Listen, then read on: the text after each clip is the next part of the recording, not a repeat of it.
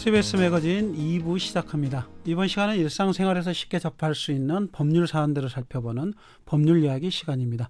전혜담 변호사와 이야기 나눠봅니다. 오랜만에 변호사님 나오셨습니다. 반갑습니다. 네, 안녕하세요. 오늘은 재산 상속과 관련해서 유류분 제도에 대해서 설명을 해주신다고요? 예, 어제까지 그 민족의 대명절인 추석 명절 연휴였잖아요. 명절에 일가 친척들이 모여서 서로 그동안의 삶을 나누고 정을 쌓는 자리가 되면 더없이 좋을 텐데, 선친의 재산이 형제 남매 중에 한 명에게만 상속이 돼서 상속 재산을 나누는 문제로 명절에 얼굴을 붉히는 케이스도 많은 것 같습니다. 저희 사무실에서도 이러한 문제로 상담차 방문하시는 분들이 종종 있습니다. 오늘 시간에는 그 유류분 제도에 대해서 잠깐 알아보는 시간을 가져보도록 하겠습니다. 유류분에 대해서는 처음 듣는 분도 계실 것 같고 알고 계신 분들도 있을 것 같은데 의미부터 좀 설명해 주시죠. 유류분이라고 하면은 상속인, 즉 자녀나 배우자 등 상속권을 가진 사람이 피상속인, 즉 망자의 재산에 있어서 그 절대적인 취득이 보장되고 있는 비율 또는 그 일정 액을 의미하는데, 이러한 유류분을 가질 수 있는 권리를 유류분 권리라고 합니다.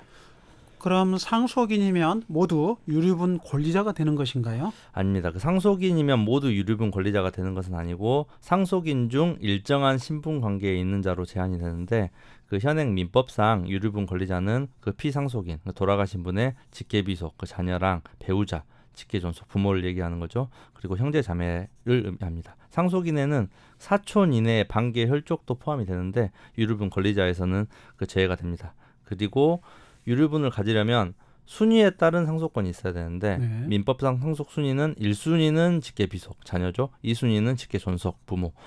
피상속인의 형제자매 3순위가 형제자매 순서이고, 배우자는 그 1순위 직계비속, 2순위 직계존속이 존재하는 경우에는 그들과 동순위로 공동 상속인이 되고, 1, 2순위가 없으면 단독 상속인이 배우자가 되는데, 만약에 돌아가신 분에게 자녀와 배우자가 있다면 돌아가신 분의 부모님은 2순위니까 살아 계셨더라도 후순위자가 돼서 상속권이 없고, 상속권이 없으니까 당연히 유류분권도 없는 것입니다. 그리고 태아는 살아서 출생하는 것을 조건으로 유류분권을 가지는데, 그 우리 민법상 그 유류분은 상속인의 순위에 따라서 또 차이가 있습니다.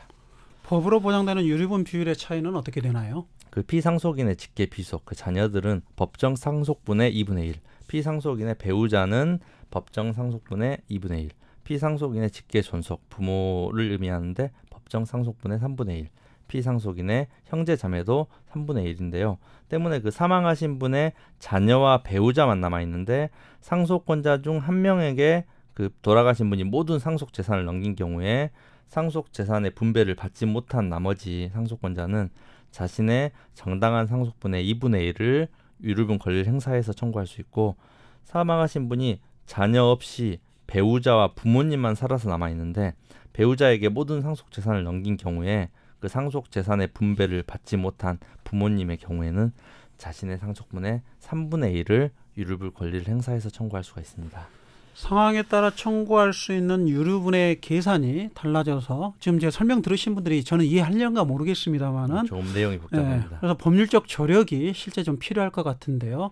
그러면 사망하신 분의 생전 재산 중에 일부를 누군가에게 증여한 경우에는 더욱 계산이 복잡해질 것 같습니다. 예, 아까 말씀드린 내용도 복잡하네라고 생각을 하실 수가 있어요. 근데 그 법률적인 그 업무를 담당하는 사람에게는 사망하신 분이 생전에 상속인들에게 아무런 재산을 미리 준 적이 없거나 한 명에게 모든 재산을 줘버린 경우에는 상대적으로 굉장히 간편한 부분입니다. 근데 그렇지 않은 경우가 실제로는 더 많습니다. 일단 그 일부를 어떤 자식이나 누군가에게 줘버린 경우가 많거든요. 기초가 된 재산 가액을 산정하는 것부터가 사실은 어려운 부분이어가지고 결과적으로는 법률적 조정이 필요한데, 피상속인의 상속 개시 시, 돌아가신 시점이거든요. 돌아가신 시점에 가진 재산의 가액의 증여재산, 그러니까 먼저 살아서 줘버린 재산들이 있어요. 그거를 다 플러스를 시킵니다. 가산을 하고, 또 사망 당시에 채무가 있을 거 아니에요. 그걸 또 공제를 한 나머지 잔액을 이제 유류분 산정의 기초가 되는 재산이라고 하고, 그 증여재산이라고 하면은 당사 쌍방이 그 유류분 권리자 누군가에게 상속분을 안 주기 위해서 의도적으로 가해 의사를 가지고 증여한 경우에는 언제든지 청구를 할 수 있는데, 그렇지 않고 그 살아계신 상태에서 누군가에게 그냥 증여를 하는 경우가 있거든요. 그때는 사망 전 1년간에 이전한 재산에 한해서 유류분의 기초가 되는 재산 해산이 됩니다. 이 경우는 그 증여를 받은 사람이 상속인이 아닌 경우죠. 그러니까 뭐 무슨 재단에 기부를 한다든지 아니면 뭐 다른 사람에 준다든지 있는 건데, 증여를 받은 사람이 공동 상속인이라면은 1년의 기간에 상관없이 뭐 10년 전의 조건, 20년 전의 조건 모두 유류분 산정의 기초재산에 산입이 됩니다. 결국 이미 취득한 재산을 돌려줘야 하는 권리라는 점에서는 청구 기간에 제한이 좀 있을 것 같은데요. 예, 이미 이루어진 법률 상태거든요. 줘버린 재산들을 어떻게 돌려받느냐의 문제이기 때문에 이런 법적 안정성의 측면에서 유류분 반환 청구권은 유류분 권리자가 상속의 개시와 반환하여야 할 증여 또는 유증을 한 사실 안 때로부터 1년 내에 하지 않거나 상속 개시 시 돌아가신 때로부터 10년을 경과한 때에는 시효에 의해서 소멸합니다. 때문에 그 상속 개시와 증여 사실을 알게 됐다. 누가 내가 받아야 될 상속권을 침해해서 먼저 받아갔다라는 것을 알면 1년 이내에 청구를 해야 되고요. 그리고 내가 한 지 1년이 좀 덜 됐다 하더라도 사망한 지 10년 이내에는 반드시 소송을 제기해야 됩니다. 그렇다면 유류분 반환 청구를 행사하면 재산을 모두 취득한 상속인의 경우에도 유류분에 해당하는 지분을 돌려줘야 하는 건가요? 예, 유류분 권리자가 그 피상속인의 증여 또는 유정으로 인해서 유류분의 부족이 생긴 경우에는 그 부족한 한도, 이런 한도들은 사실은 실제 케이스가 워낙 다양하기 때문에 어떤 법률적인 조력이 반드시 필요합니다. 재산의 반환을 청구할 수 있고, 이 경우 증여 및 유증을 받은 자가 여러 명일 때에는 각자가 얻은 유증가액의 비례, 안분해서 비례로 반환을 해야 되거든요.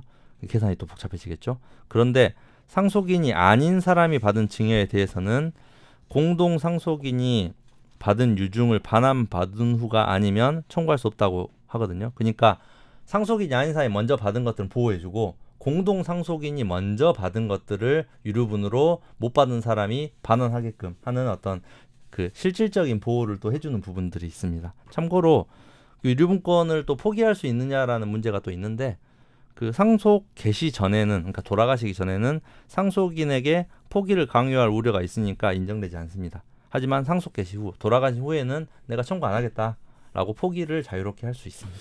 네, 좀 복잡한 내용인데요. 유류분에 대한 이야기 지금까지 최대원 변호사와 법률 쟁점에 대해 소개해드렸습니다.